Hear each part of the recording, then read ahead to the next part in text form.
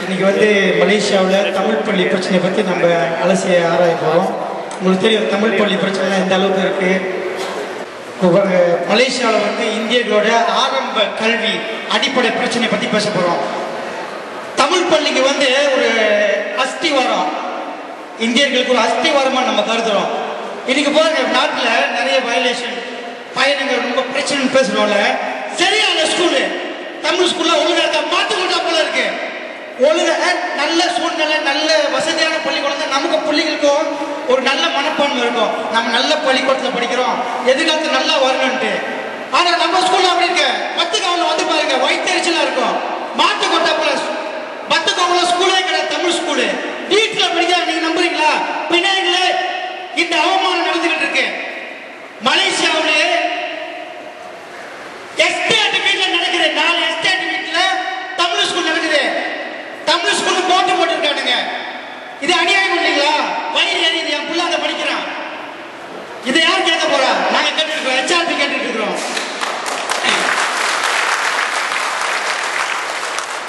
Next okay, மலேசியாவில் மலாயாவில் அப்போ பினாங்கில் ஆரம்பிச்சிருக்காங்க.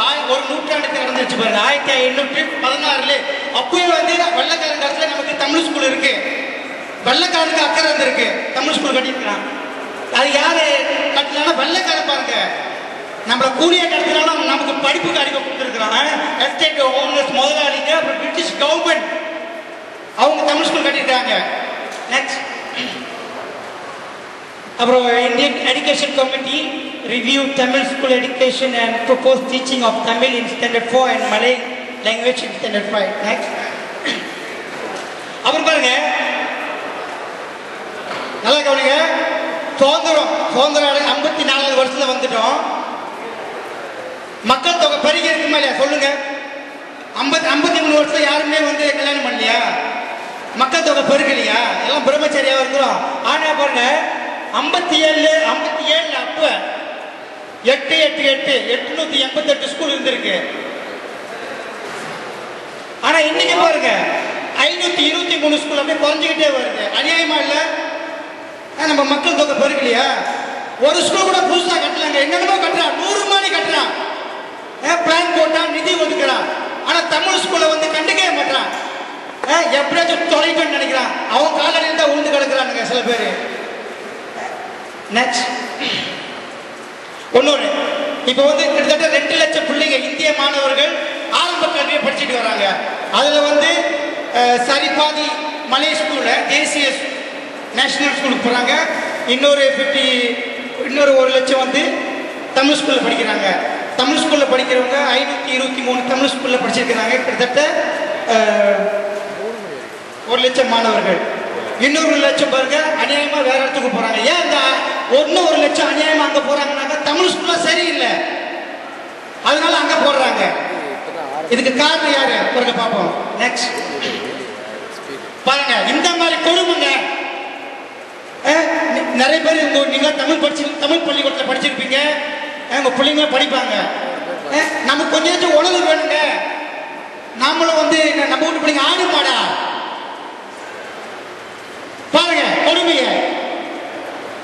நாடு வளர்ச்சி அடைஞ்சிருச்சு, பிள்ளைங்க எங்க படிக்கிறாங்க பாருங்க.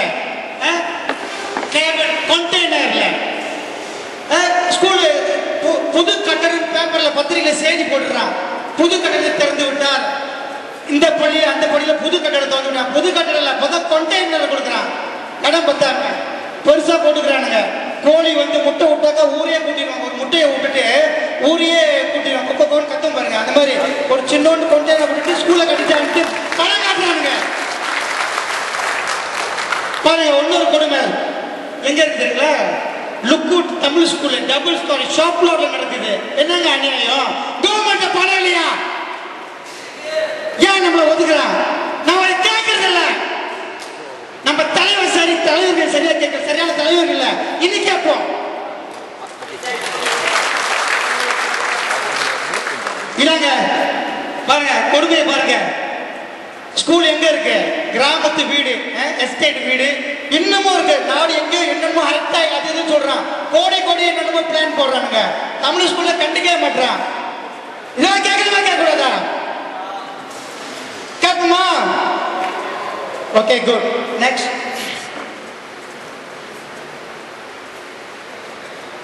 பாருங்க, வேறுபாடுகள். தமிழ் ஸ்கூல் வந்து 1930 நம்ம தாத்தா பாட்டி காலத்துலயும் இப்பவும் 2011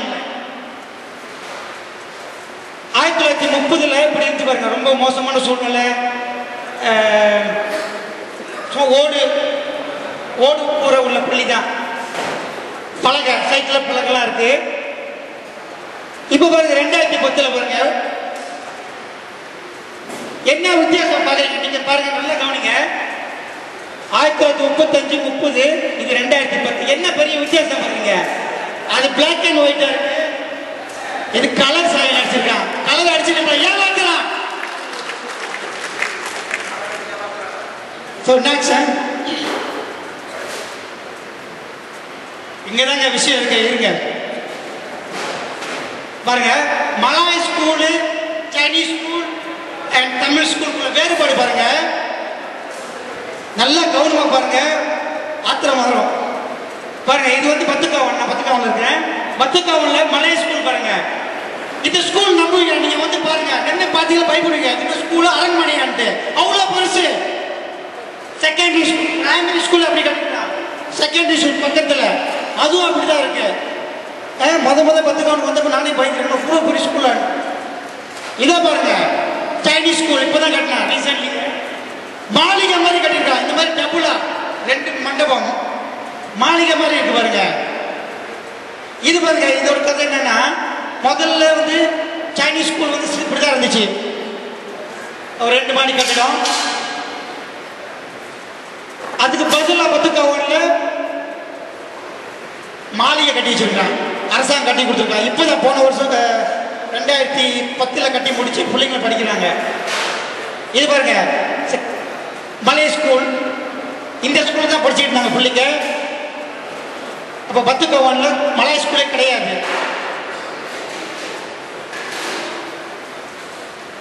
ஓகே, அடுத்து தமிழ் ஸ்கூல் நடத்தி பாருங்க. என் பிள்ளைங்க தாங்க படிக்கிறான். இந்த வருஷம் தான் என் பையில அனுப்பினேன். முதல் தடவை ஸ்கூலுக்கு நுழைஞ்சு பார்த்தேன்.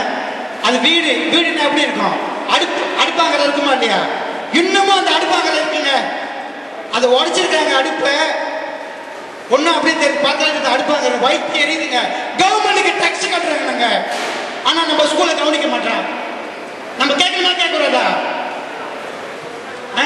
நம்ம பணம் வேணும், ஆனா நம்மளுக்கு வந்து எதுவும் செய்ய மாட்டோம். நம்ம சலுகை, நம்ம உரிமைகளை பாருங்க. தமிழ் ஸ்கூல் நிலைமையை பாருங்க. கொட்டையில போட்டுருக்காங்க. வீட்டுல படிச்சு கொடுக்குறாங்க. அது என்ன 1 வருஷம் 2 வருஷம் இல்லைங்க, 8 வருஷம் ஸ்கூல் இருந்துச்சு. 8 வருஷத்துக்கு எரிஞ்சு போச்சு. அதுக்கு ஒரு டெம்பரரி சொன்னாங்க. டெம்பரரி 8 வருஷம் டெம்பரரிங்களா? நம்ம காது குத்துறாங்க. நம்ம ஆளுங்க அப்படி இருக்காங்க பாருங்க. 8 வருஷமா இழுக்க படிக்க இருக்கு. டெம்பரரி சொல்லி 8 வருஷமா எஸ்டேட் வீட்டில் படிக்கிறாங்க. பத்துக்காவன்ல, இந்த பத்துக்காவன் பாருங்க, கொண்டெய்னர் நம்புறீங்களா? கொண்டெய்னர்னு பாருங்க, பெருசா போட் போட்டு. எதுக்கு தெரியுமா அவ்வளவு பெரிய போட்டு போட்டுட்டாங்க? யாருமே நம்ப மாட்டாங்க. இந்த ஸ்கூலா அடப்பாவி அநியாயம், யாருமே நம்ப மாட்டாங்க. அதுக்காக பெருசா போட்டை போட்டு நம்மளை ஏமாத்துறாங்க. தமிழ் ஸ்கூல்ன்ட்டு எப்படிதான் மன வருது இதுல? கொஞ்சம் உணர்வு வேணும். போட்ட மாட்டோம் உங்களுக்கு. இது தமிழ் ஸ்கூல் இல்லைன்ட்டு எப்படிதான் போட போடுறாங்களோ தெரியல. ஒண்ணு இது வீடு தமிழ் ஸ்கூல் போட்டுதான் பரவாயில்ல. நெக்ஸ்ட்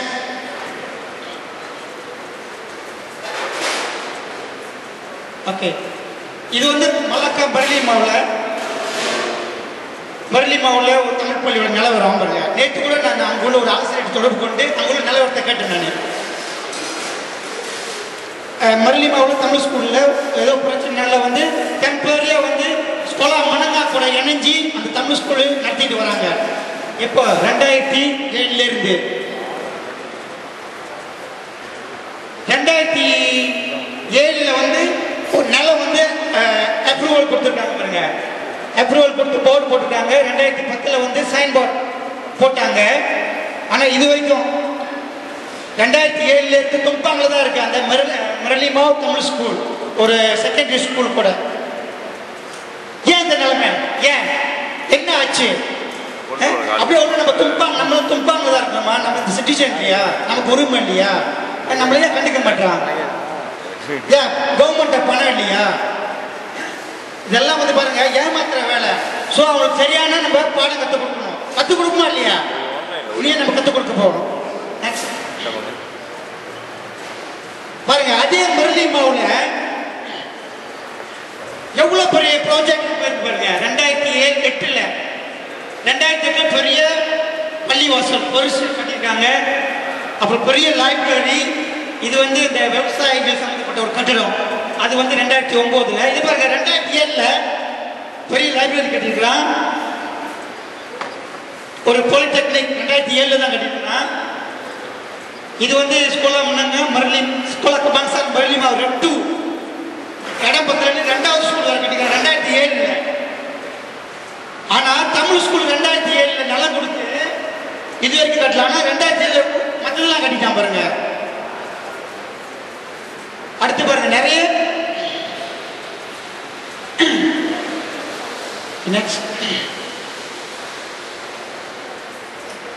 தமிழ் ஸ்கூல்னாக்கா நமக்கு நாமே போய் கெஞ்சிக்கிட்டு கொஞ்சம் இந்த நன்கொடை வள்ளல்கள் இவங்கள்ட்ட தான் நம்ம நன்கொடையில் வாங்கிட்டு இன்னைக்கு தமிழ் ஸ்கூல்லே நம்ம நடத்திட்டு வரோம். ஒன்று வந்து சைனீஸ் ஸ்கூல் எடுத்துக்கிறாங்க. அவங்களுக்கு பிஸ்னஸ் மேன் சப்போர்ட் இருக்கு. சீன சமுதாயம் அவங்களுக்கு ஃபுல்லி சப்போர்ட். மலாய் ஸ்கூல் சொல்லவே தேவையில்லை. 100 அவன் பார்த்துக்கிறான். நெக்ஸ்ட் ஒன்று பாருங்க, நீங்க பாத்துருங்க தமிழ் அதாவது ஸ்கூல் ஸ்டார்ட் பண்ணிடுச்சுனாக்கா நிறைய பேப்பர்ல வர செய்திங்க. பிள்ளைங்களுக்கு வந்து குழந்தைங்களுக்கு பொருள் சூழா இல்லை, ஸ்கூல்ல சேர்க்க முடியாது. நமக்கு தான் இந்த பிரச்சனை பாருங்க, சேர்க்க மாட்டாங்க. ஒரு மலேசியாவில் இங்கே பிறந்த ஒரு பிள்ளைக்கு படிக்கிறதுக்கு கூட வந்து ஒரு சுதந்திரம் இல்லை, ஒரு உரிமை இல்லாமல் இருக்குது பாருங்க. அதை நிச்சயமா நமக்கு வந்து எல்லாருக்கும் உரிமை இருக்கு இந்த கல்வி கற்கிறதுக்கு இந்த நாட்டில். இதை ஐநாவோட சாசனத்தில் எடுத்து பாருங்க. நமக்கு இது ஹியூமன் ரைட் சொல்லுது. ஆனால் ஸ்கூல்ல பர்த் சர்டிஃபிகேட்ல எதோ ஒர்க் ஆகுதாலும் அவங்க எடுக்க முடியாம போச்சு. அதுக்கு வழியே இல்லையா பாருங்க. அதுக்கு இந்தியர்களால புறக்கணிக்கிறாங்க, ஸ்கூல்ல சேர்க்க மாட்டான். இது அநியாயம் இல்லை. ஸோ இதுக்காக நம்ம நேரம் வரோம் சொல்றேன். நெக்ஸ்ட் ஓகே பாருங்க, நஜீப் சொல்றேன். நஜீப் ராசாங்க பிஎன் சாபாத் சஜாத்தி ஸ்கூலா சீனா. அப்ப தமிழ் ஸ்கூலுக்கு யாரு ரொம்ப நட்புகரமான நண்பர்? சீன ஸ்கூலுக்கு அவங்க ரொம்ப நட்பானவங்களா? அப்ப தமிழ் ஸ்கூலுக்கு யாரு? சீன ஸ்கூலுக்குலாம் கேட்காமலே வாரி வாரி கொடுக்குறான். நமக்கு கேட்டு கூட கிடைக்க மாட்டேது. நெக்ஸ்ட் ஒன்று பாருங்க, இப்போ வந்து போன பேராக்கில் இந்த பக்கத்து ஆட்சியில் வந்து 1000 ஏக்கர் வந்து ஏக்கர் நிலம் வந்து 9 இடைநிலை சீன இடைநிலை பணிகளுக்கு கொடுத்துருக்காங்க. சீன ஸ்கூலுக்குலாம் வந்து இந்த மாதிரி சலுகை கொடுக்குறோம், மலாய் ஸ்கூல் கொடுக்குறானுங்க. பக்கத்தான் கொடுத்தது இது.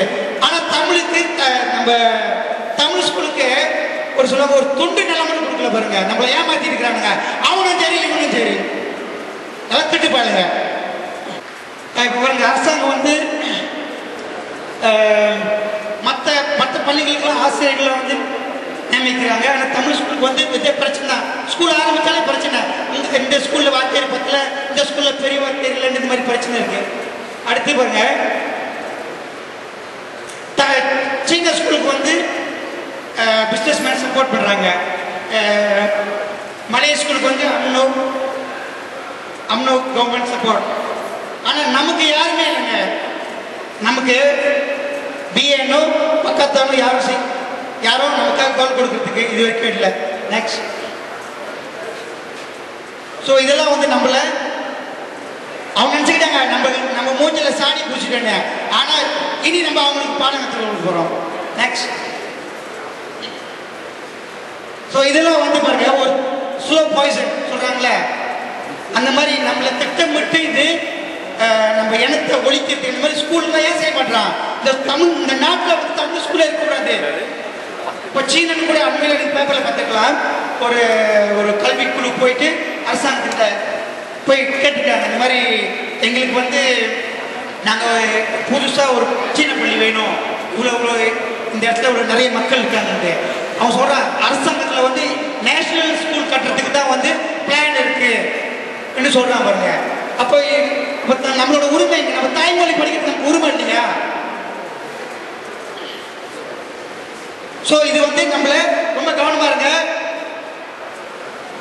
இது வரைக்கும் 53 வருஷத்துக்கு பிறகு மலேசியாவில் எங்கேயாச்சும் புதுசா ஒரு இடத்துல தமிழ் ஸ்கூல் கட்டிருக்காங்க உங்களுக்கு தெரிஞ்ச சொல்லுங்க. எங்கேயுமே இல்லை பாருங்க நம்மள. ஸோ இது என்னென்ன அரசாங்கத்தோட திட்டம், தமிழ் ஸ்கூலை ஒழிக்கணும். இன்னும் 100 வருஷத்துக்கு பிறகு இந்த நாட்டில் தமிழ் ஸ்கூலுக்குமான்ட்டு நம்ம யோசிக்க வேண்டியிருக்கு. ஸோ அதுக்காக நம்மளாம் வந்து கவனமா இருக்கணும். நெக்ஸ்ட் அதான் பாருங்க, இன்னொன்று அம்னோட்டு தான் சரி, பக்கத்தில் நடந்தாரு அந்த மண்டோர் என்ன செய்யறாங்க தெரியுமா? நமக்கு நம்ம என்ன அரசியல்வாதிகிட்ட காசு பணமா கேட்கிறோம், எங்களுக்கு அரிசி பருப்பு கேட்கிறோம். ஆனால் இதெல்லாம் கொடுக்குறாங்க, ஹேம்பர் கொடுத்து ஸ்கூல் பேக் கொடுக்குறாங்க. நம்ம என்ன அது வாங்க பிச்சைக்காரங்க? நம்ம ஏங்க பிள்ளைய பேசுறோம், ஒரு பேக் வாங்கி கொடுக்க முடியாது நம்மளால. தயவு செஞ்சு யாராச்சும் உங்களுக்கு தெரிஞ்சவங்களோ இந்த மாதிரி ஹேம்பர் கொடுத்தா தயவு செஞ்சு போய் வாங்காதீங்க. அவங்க தான் நம்மளை கேவலப்படுத்துறான். நம்மளாம் கேவலம் பண்ணுவாங்களா? நம் வீர பரம்பரை அந்த மாதிரி வந்தாக்க வேட்டை அடிங்க. ஏன்னா பிச்சைக்காரன் நானு, ஹேம்பர் கொடுத்தீங்களா ஏமாத்த போறீங்களா? நமக்கு என்ன செய்யணுங்க? வந்து அவன் வந்து நம்மளுக்கு பிச்சை போட்டான் 1/4 ஏக்கரு 1/2 ஏக்கருன்ட்டு. சரி இவனாச்சும் கொடுப்பான்னு பார்த்தா இவன் சுத்தமா ஒண்ணுமே செய்யல, எல்லாம் ஏமாத்துக்கானுங்க. நெக்ஸ்ட் பாருங்க, இன்னொரு கூத்த பாருங்க. பாருங்க உங்களுக்கு தெரிஞ்சவர் தான் நினைக்கிறேன், ரொம்ப தெரிஞ்ச இளமையானவர். இவர் பண்ண அநியாயத்தை பாருங்க. டை கட்டிட்டாரு, கோட் சூட்டு போட்டிருக்காரு, ஸ்கூலை திறந்து வைக்கிறாரு. ஏங்க கொஞ்ச நாள் காலில் இருக்காருன்னு தெரியல, ஒரு மந்திரி ஒரு மினிஸ்டர் என்ன மாதிரி ஸ்கூல் திறந்து வைக்கணும், ஒரு நியூ பில்டிங் அதை விட்டுட்டு ஸ்கூலுக்கு துணை கட்டிடம் ஒரு கொண்டெய்னரை போடுறாரு. அதை போய் இவரு சூடு சொன்னாலும் ரிப்பன் வெட்டுறாரு பாருங்க. நல்லா பாருங்க, நம்மால் இப்படி இருப்பா சூடு சொன்னாலும் செய்வாங்க.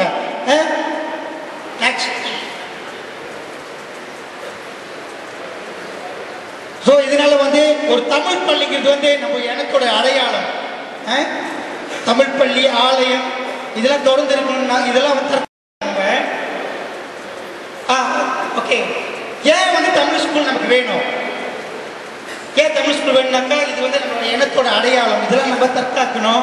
அடுத்து வந்து தமிழ் ஸ்கூல் இருக்கிறதுனால வந்து நம்மளோட மொழி, கலாச்சாரம் இதெல்லாம் வளர்றதுக்கு வாய்ப்பு இருக்கு. இந்த நாட்டில் இந்தியர்களோட வளர்ச்சியில் ரொம்ப முக்கிய பங்கு தமிழ் பள்ளிகள். ஒன்றும் வந்து தமிழ் பள்ளி இருந்தாக்க நிறைய வேலை வாய்ப்புகள், இப்போ நிறைய பேருக்கு ஆசிரியர் வேலை, ஒன்று வந்து கல்வி சம்மந்தமாக நிறைய நமக்கு வேலை வாய்ப்புகள்லாம் இருக்குது. தமிழ் ஸ்கூல்னாக்கா தமிழ் படித்து கூட நாட்டில் நமக்கு வேலை வாய்ப்பு இல்லை பாருங்க. அதை கூட ஒரு SPMல வந்து 12 பாடத்துலேருந்து 10 பாடத்துக்கு கொண்டு வந்து நம்மளை அலக்கழிக்கிறான். ஏதாச்சும் ஒன்று பண்ணிக்கிட்டே இருக்கிற அரசாங்கம் நம்மளை பாருங்க. நம்ம ஏதாச்சும் புதுசாக சிந்திச்சுக்கணும், சிந்திக்க விட மாட்டான். ஒரு 3 மாதம் ஒரு பரிசீலனை கழிப்பு விடுறான்.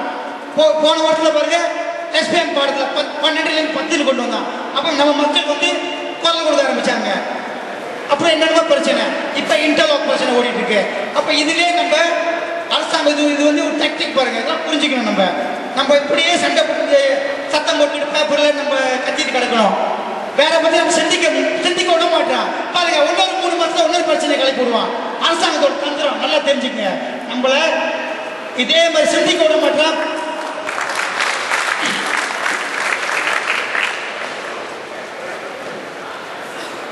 நெக்ஸ்ட்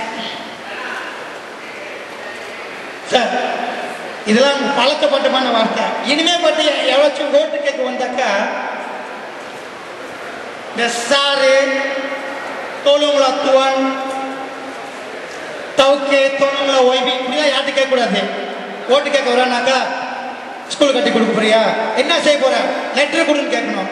இவன் தான் தலை அந்த காலத்துக்கு மட்டும் இருக்கக்கூடாது, லெட்டர் கொடு, பிளாக் அண்ட் ஒயிட்டா என்ன செய்ய போற, இப்படிதான் நம்ம கேட்கணும். ஒன்று வந்து எங்களுக்கு கொண்டேனா போதும் அப்படிலாம் கேட்கக்கூடாது. ஒன்று வந்து தமிழ் ஸ்கூலுக்கு வந்து எதை பார்த்து கூட டெம்பரரி டீச்சர் வச்சு அனுப்பிவிடு அப்படிலாம் கேட்கக்கூடாது. நெக்ஸ்ட். ஓகே, இப்போ வந்து மலேசியாவில் தமிழ் ஸ்கூல்லாம் எப்படி இருக்கணும்? சரி, ஆட்டுக்கொட்டா மாதிரி வேணா, மாட்டுக்கொட்டா மாதிரி இருக்கணுமா? அதெல்லாம் கூடாது. எப்படி இருக்கணும்னாக்கா 500 இந்திய குடும்பங்கள் இருந்தாக்கா அந்த இடத்துல ஒரு தமிழ் ஸ்கூல் இருக்கணும். பாருங்க, இந்த இதே பட்டுக்கோட்டை எடுத்துங்க, கிட்டத்தட்ட வந்து ஒரு 60-70 வருஷமா மகமாண்டியில் ஒரே தமிழ் ஸ்கூல் தான் இருக்கு. அங்கே போட்டு பிள்ளைங்களை திணிச்சுக்கிட்டு இருக்கிறாங்க. வேற இடமே இல்லையா? வேற இடத்துல மலாய் ஸ்கூல், சின்ன ஸ்கூல்லாம் கட்டியிருக்கிறாங்க. மலாய் ஸ்கூல் நிறைய வந்துருக்கு. ஆனால் ஒரே ஸ்கூல்ல இத்தனை பேர், கிட்டத்தட்ட ஒரு 7-8 மக்கள் இருக்காங்க இந்தியர்கள். ஆனால் ஒரே ஸ்கூல்ல இன்னைக்கு திணிக்கிறான் போட்டு பக்கத்தில் சின்ன சின்ன கட்டடத்தை கட்டிக்கிட்டு. ஸோ நாம சொல்றோம் 500 பேர் 500 இந்திய குடும்பங்கள் இருந்தாக்கா அந்த இடத்த நீ கட்டி ஆகணும். கட்டலன்னா உனக்கு நாங்க வேட்டு வைப்போம், ஓட்டு போட்டு உனக்கு வேட்டு வைப்போம்.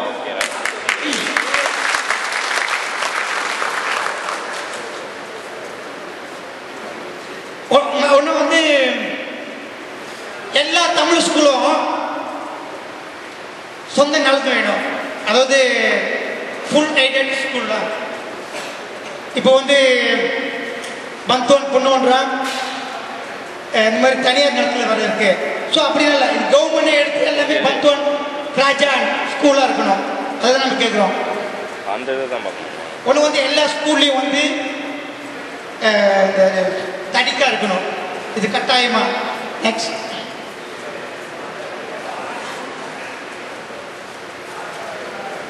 ஓகே, இப்போ வந்து சில இடங்கள் வந்து பாருங்க, நிறைய ஸ்கூல் இப்போ இன்னொரு காரணம் இருக்கு. நிறைய தமிழ் ஸ்கூல் இருந்துச்சு. இப்போ வந்து அந்த இடத்துல உள்ள மக்கள் பீண்டா ஆகிட்ட பிறகு அந்த பிள்ளைங்க குறைஞ்ச பிறகு ஸ்கூலை மூடிடுறான். நிறைய நடந்துட்டு பாருங்க. இப்போ ஸ்கூல் மூட வேணாம், அந்த ரீலொக்கேட் பண்ணுங்க அந்த இடத்த. அந்த ஸ்கூலை வந்து ரீலொக்கேட், எங்க இந்தியர்கள் அதிகமாக இருக்காங்களோ அந்த இடத்துக்கு மாற்றணும். நான் உண்மை சம்பவம் சொல்றேன். டைப்பிங்ல சுபூர் எஸ்டேட்ன்ற ஒரு ஸ்கூலு, அந்த எஸ்டேட்ல உள்ளவங்க வெளியேட்டாங்க. ஸ்கூலு பிள்ளைங்க இல்லை, மூடிட்டாங்க. டைப்பிங்ல வந்து தமன் காயாவில் கிட்டத்தட்ட 3000 இந்தியர்கள் இருக்காங்க. அங்க ஸ்கூல் வேணும்னுட்டு இந்த லைசன்ஸ் இருக்காங்க. கேட்டு 3 வருஷம் ஆச்சு, 2.5 வருஷம் ஆச்சு. இது வரைக்கும் அரசாங்கம் ஒரு பதிலுமே சொல்லல.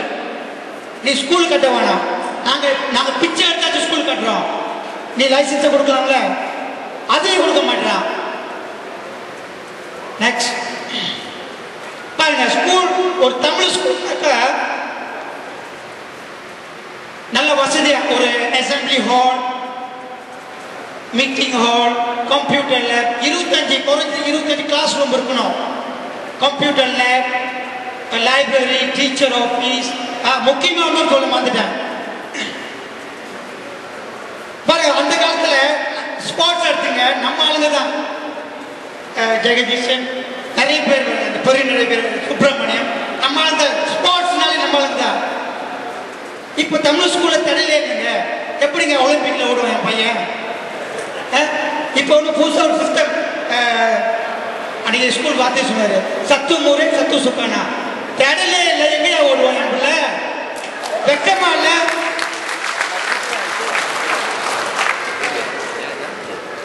நெக்ஸ்ட். ஸோ இந்த உரிமையெல்லாம் நம்ம எப்படி வந்து நம்ம மீட்டு எடுக்க போறோம். ஸோ இப்போ வந்து பாருங்க, நம்ம ஓட்டு போடுறோம், நம்மளோட உரிமைகளை சரியா கேட்க மாட்டாங்க. ஸோ இந்த நாசக்கார மன்றங்களை ஒழிக்க போறோம். ஸோ பாருங்க, அடுத்து வந்து இன்னைக்கு பேப்பரை பாருங்க, காலைல பேப்பரை பார்த்தாலே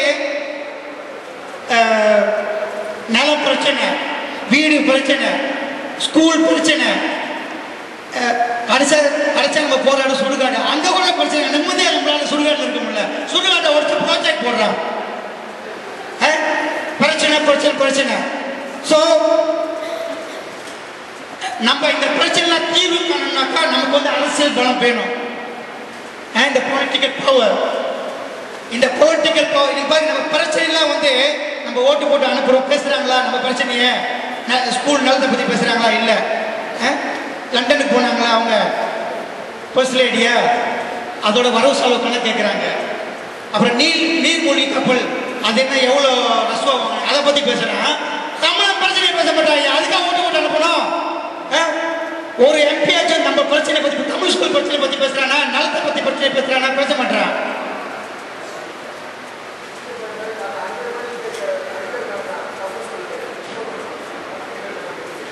ஸோ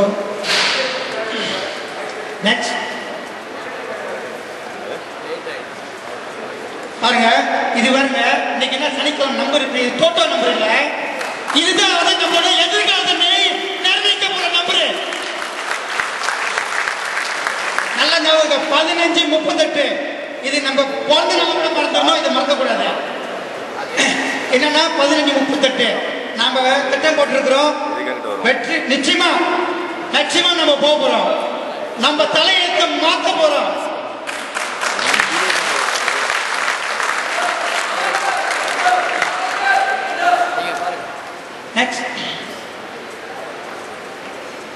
நம்மளோட ஓட்டு பாருங்க, இந்த நாட்டில் ஒரே ஒரு சலுகை தான், போனா போதுன்னு ஓட்டஞ்சம் போட அது அவன் சுயநலத்தோடு தான் நம்ம ஓட்டு உரிமை கொடுத்துருக்கான்.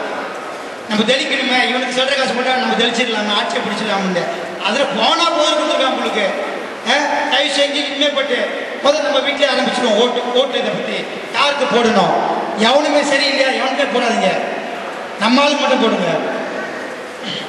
ஸோ ஓட்டை வந்து ரொம்ப முக்கியமாக நம்ம கம்பெனியில் ஃபேக்ட்ரியில் பேசுங்க, தெரிஞ்சுக்கலாம் பேசுங்க. 10 பேர் இருப்பாங்க, 5 பேர் வந்து நம்ம நாட்டை மாற்ற முடியாது. நம்ம பேசலாம், நீங்கள் எல்லாம் ஒத்துழைக்கணும் பாருங்க. 5 பேர் மட்டும் பேசி நம்ம வெற்றி அடைய முடியாது. ஸோ வந்திருக்கிறவங்க எல்லாம், நீங்கள் வந்திருக்கிறவங்க எல்லாம் வந்து தங்கங்கள், உண்மையானவர்களாக நம்ம கருதுகிறோம். ஸோ இந்த மெசேஜ்லாம் நீங்கள் மற்றவங்களுக்கு சொல்லுங்கள். நெக்ஸ்ட் அதே தான் நல்ல இது சொல்லுவாங்க, இது நம்ம பொண்ணான ஓட்டை நல்ல முறையில் ஹெச்ஆர்பிக்கு போடுங்க. நெக்ஸ்ட் வேற வழி இருக்குங்களா? நாம வந்து இந்த சமுதாயத்தில் ஒரு இவ்வளோ பேசுறோம், இந்த பிரச்சனை அந்த பிரச்சனை பிரச்சனை கண்டுக்க மாட்டோம், எதுவுமே செய்ய மாட்டோம், இவ்வளோ பேசுறோம். நம்ம ஓட்டு போட்டோம், இவங்க எவனும் பேச மாட்டோம் நம்ம சமுதாயத்தை பற்றி. நான் இப்போ சொல்றேங்க,